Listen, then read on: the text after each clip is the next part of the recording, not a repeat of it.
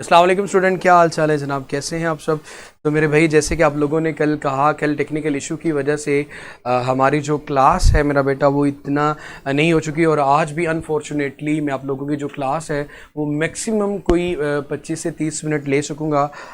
मेरे मामू की बेटी की डेथ होगी जिसकी वजह से मुझे जाना पड़ेगा, और जिसकी वजह से मेरा बेटा आप लोगों की जो क्लास है वो मैक्सिमम 25 से 30 मिनट की होगी। और उसके बाद आप लोगों का कुछ MCQs का टेस्ट हो जाएगा इंशाल्लाह। कल हम लोग अपनी क्लास को थोड़ा लेंथी भी कर लेंगे कि जो भी रिमेनिंग पोर्शन होगा उसको डिस्कस कर लेंगे। तो जी मेरे बच्चे जल्दी से लाइव हो जाए।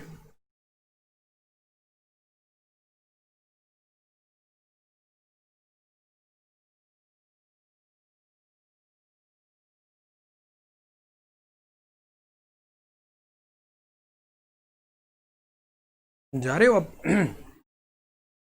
ठीक है जी मेरे बेटे, जी जज़ाकल्लाह। तो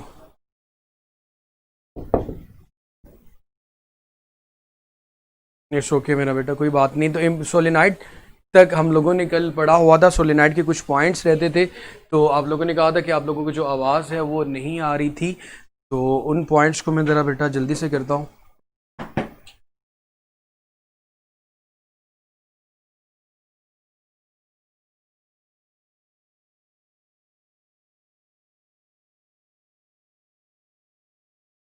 तो मेरा बेटा, सबसे पहले हम बात करते हैं इंपॉर्टेंट पॉइंट्स की। When place parallel to each other, जब सोलेनाइड को एक दूसरे के पैरेलल प्लेस किया जाता है। व्हेन प्लेस्ड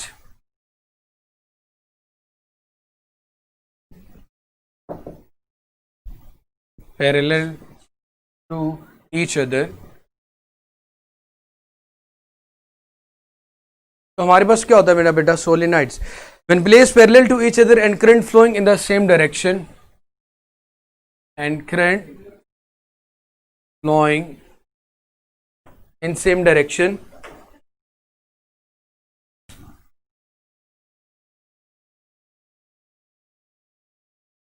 तो मेरा बेटा सोलेनाइड जो होते हैं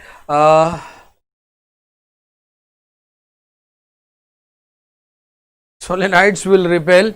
मेरा बेटा ज़िंदगी में कभी इम्तिहान देने से घबराना नहीं, ये तो अदरवाइज़ पूरी ज़िंदगी कुछ कर नहीं पाओगे। ज़िंदगी में जब आंखें बंदा झपकता है ना, कि जिस तरह वो कबूतर बिल्ली को देखे आंखें बंद कर ले, तो ऐसा तो नहीं होगा कि बिल्ली उसको छोड़ देगी। तो मेरा बेटा आप लोगों का अभी जो कमेंट पढ़ रहा था, जी जज़ाकल्लाह आप लोगों की दुआओं के लिए। मेरा बेटा बच्ची थी, अल्लाह ताला उसे जन्नत में जगह दे, उसके लिए मामलात आसान करे। और सिर्फ ये चीज़ कहना चाहूँगा कि मेरा बेटा जो टेस्ट है, अगर आप उसके बारे में ये दुआ कर रहे हो कि नहीं होगा, तो मेरे बच्चे आप किसी का नहीं अपना नुकसान कर रहे हो। इस तरह ज़िंदगी में हर टेस्ट से आप भागना शुरू कर दोगे यार, ऐसे नहीं होता। इस चीज़ को मेरा बेटा आप लोग अपना पेज एक दफ़ा बच्चे रिफ़्रेश करें, सब अपना पेज एक दफ़ा रिफ़्रेश कीजिएगा।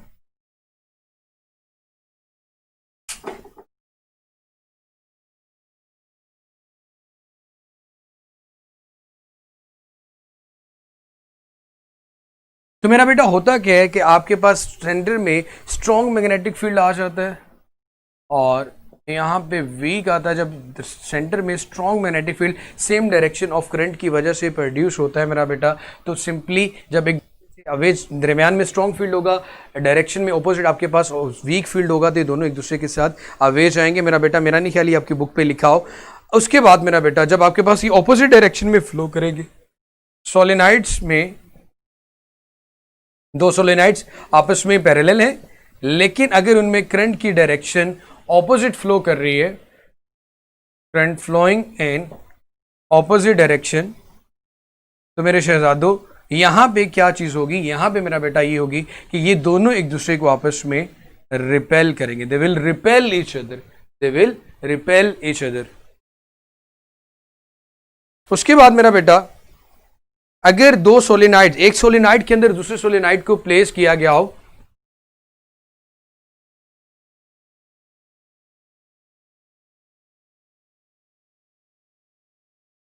तो आपके पास इन दोनों का मैग्नेटिक फील्ड ऐड हो जाता है। If the current is flowing in the same direction, so इनसे आपके पास जो मैग्नेटिक फील्ड आएगा वो B प्लस बी, मतलब क्या हो जाएगा मेरा बेटा? 2B। लेकिन अगर दो सोलेनाइड इस तरह हो कि उनके दरमियान जो करंट की डायरेक्शन है वो ऑपोजिट है, यहां पे करंट की डायरेक्शन सेम है, current flowing in same direction, तो दोनों का मैग्नेटिक फील्ड हमने ऐड कर दिया। और अगर इन दोनों में करंट की डायरेक्शन आपके पास मेरा बेटा ऑपोजिट होती है तो दोनों का मैग्नेटिक फील्ड कम हो जाएगा, बल्कि क्या हो जाएगा, जीरो हो। उसके बाद मेरा बेटा हम अपने टॉपिक पे आते हैं, magnetic field, force on a charge moving in magnetic field.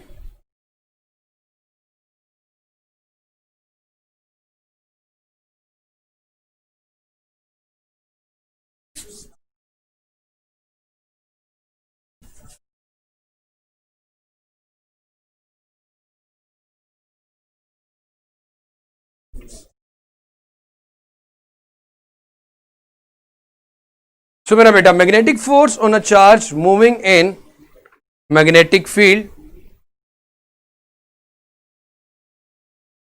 Magnetic force on a charge moving in magnetic field, moving in magnetic field, magnetic force on a charge moving in magnetic field, magnetic force on a charge moving in magnetic field, magnetic force on a charge moving in magnetic field। मेरा बेटा आपके पास जो force की value होगी F is equal to वो होगी Q V B. आपके पास force की वैल्यू क्या होगी मेरा बेटा, क्यू वी बी। कब होगी, Q V B sine theta.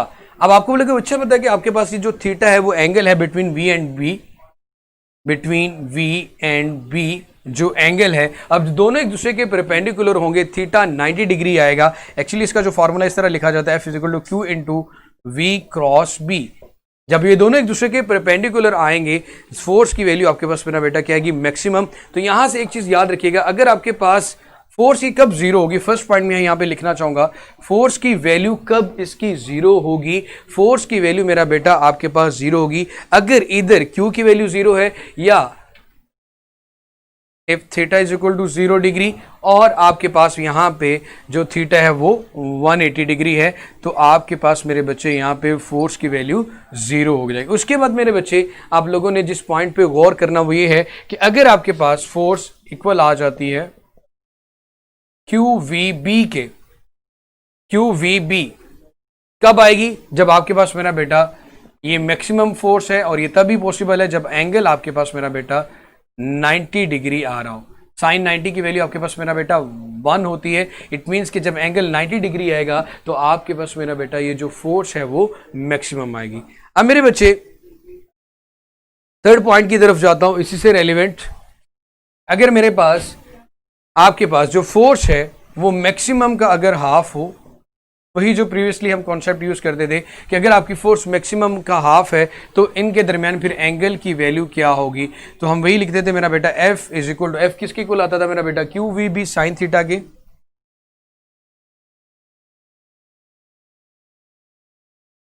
F maximum क्या है मेरा बेटा आपके पास, क्यू वी बी। इसको किस पे डिवाइड करेंगे मेरा बेटा, 2 पे डिवाइड करेंगे। तो हम लोगों ने जो चीज़ कैलकुलेट करनी थी वो कैलकुलेट हो जाएगी। क्यूबिक से कैंसिल हो गया, साइन 1 ओवर थीटा 1 ओवर 2 आएगा, तो थीटा इनवर्स निकालेंगे तो आपके पास जो थीटा की वैल्यू आ जाएगी मेरा बेटा वो 30 डिग्री आ जाएगी। थीटा की वैल्यू मेरा बेटा आप लोगों के सामने क्या आ जाएगी, 30 डिग्री आ जाएगी। उसके बाद मेरा बेटा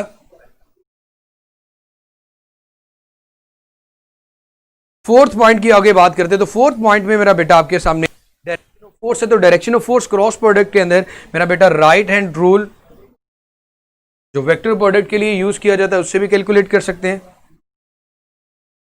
लेफ्ट हैंड फ्लेमिंग रूल से भी, Fleming rule to determine the direction. And then lastly हम ये बात करेंगे मेरा बेटा कि अगर आपके पास एंगल 0 या 180 डिग्री होगा तो यहां पे जो पाथ जनरेट होगा it will be a straight line. Magnetic field का जो पाथ होगा वो स्ट्रेट लाइन होगा। फिफ्थ पॉइंट की बात करें, if theta is equal to 0 degree और 180 degree the path will be a straight line, path will be straight line. Path हमारे पास एक स्ट्रेट लाइन होगी मेरा बेटा। उसके बाद अगर हम बात करें, अगर थीटा आपके पास 90 डिग्री आ जाता है, अगर थीटा की वैल्यू आपके पास मेरा बेटा 90 डिग्री आती है तो path will B circular, path will B circular. और अगर अदर देन 90 डिग्री कुछ भी एंगल होता है तो हेलिकल पाथ बन जाएगा। यहां तक शायद मैं कल बता रहा था जब आप लोगों ने मेरा बेटा ये चीज़ कही थी कि आप लोगों को जो आवाज़ है वो बिल्कुल क्लियर नहीं आ रही, या कोई सिस्टमेटिक एरर जो हमारा कल आ चुका था।